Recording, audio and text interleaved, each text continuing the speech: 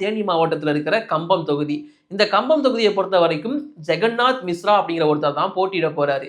இவர் யாரா அப்படின்னு கேட்டீங்கன்னா, சார் இவர் மேல என்ன கேஸ் இருக்கு? கேஸ் பெருசா இருக்கான்னு கேட்டீங்கன்னா இருக்கு.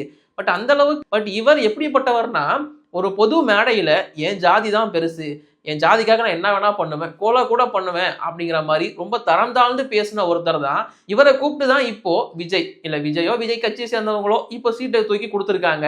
ஸோ இந்த ஜெகநாத் மிஸ்ரா இப்போ ரீசெண்டா ஒரு பேட்டி கொடுத்திருந்தார். அவர் கொடுக்குற விளக்கம் என்னன்னா, 20 வருஷத்துக்கு முன்னாடி நான் தெரியாம பேசிட்டேன் தம்பி, அதை இப்போ எடுத்து போட்டு முக்கியமா முன்னாடி பேசுனது பின்னாடி பேசுனதெல்லாம் கட் பண்ணிட்டு நடுவுல பேசுனதை மட்டும் போட்டு ட்ரெண்ட் பண்ணி விட்டாங்க.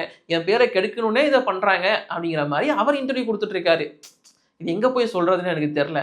அண்ணா இது முன்னாடி கட் பண்ணாலும் பின்னாடி கட் பண்ணாலும் நடுவுல பேசுனது நீங்க பேசுனது தானே, இதை நாம எங்க போய் சொல்றது?